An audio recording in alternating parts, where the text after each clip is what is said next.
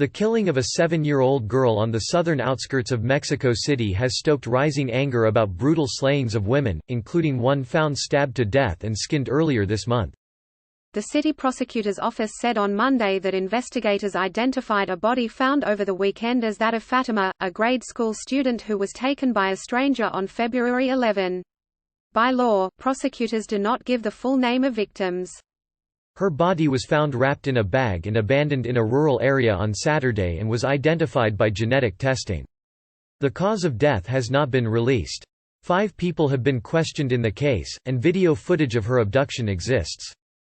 Prosecutors' spokesman Yelizas Lara offered a $100,000 reward for information on the person who picked her up when she left school. The abduction and killing of the 7-year-old came just 2 days after Ingrid Escamilla, a young Mexico City resident, was allegedly murdered by a boyfriend. The man, who has been arrested and purportedly confessed to killing Escamilla with a knife, mutilated her body and flushed part of her corpse into the sewer. Outrage grew after local media published horrific photos of the skinned corpse, apparently leaked by city police officers.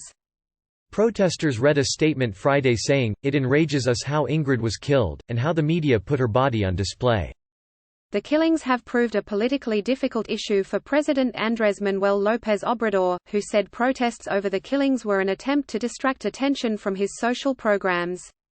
Last week, López Obrador showed little patience for those who questioned him about the government's commitment to fighting violence against women. "This issue has been manipulated a lot in the media," the president said on Monday, adding, "I don't want the issue just to be women's killings." On Monday, López Obrador defended his record, saying, "We are working so that there won't be any more women's killings."